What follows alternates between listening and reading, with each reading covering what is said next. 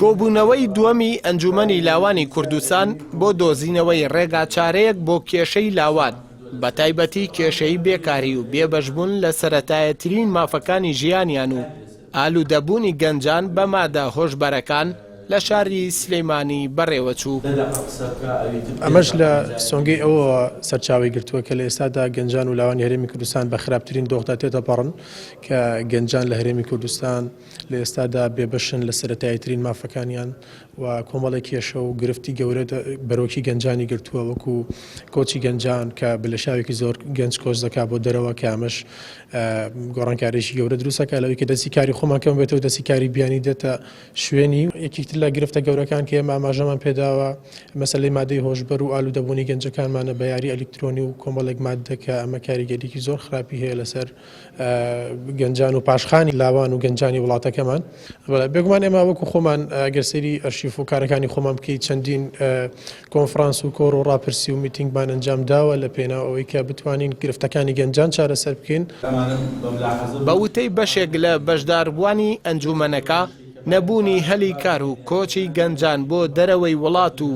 بێپاکی حیزبەکان گەورەترین کێشەی ئەمڕۆی لاوانی کوردستانە.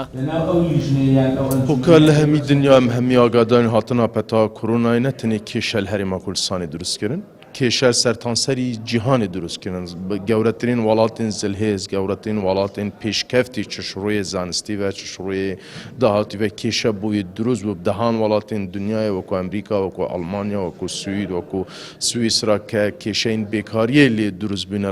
وڵاتە نوکەژی کەرەنتینەیە بەردەوامە دەرگای خودگرتنە قوتابخانە خوێندنەوە بەردەوامە ئەف کێشە بەشێکی سەرەکی بوو لە هەرێما کوردستانی دروست بوو. دوو بەشی دوام گیردای کێشەی سیاسی نافخوینێت پارتین سیاسیین کوردستانی کە گوتارەکەی گرتی کە گوتارەکە نیشتیمانی وەکو پێویست وان قۆناغی پێشنهادا نەبوونە گەل حکومەتە عێراقی ئەف هەردوو چەند کێشەیەکی سەرەکی ونکە هەرێما کوردستانی ڕووتێ کرد و قوربانی سەرەکیژی چونکو پەتریا وڵاتێمە لاوان پێکتێتن قوربانی سەرەکیژی بوون لەلایەت کوردستان. ئەنجومەنی لاوانی کوردستان کە پێک هاتووە لە 11 ڕێکخرا و سەنتەری سەر بە حیزبە سیاسیەکانی باشووری کوردستان بەنیازن دوای چەندین کۆبوونەوە و کۆنفرانس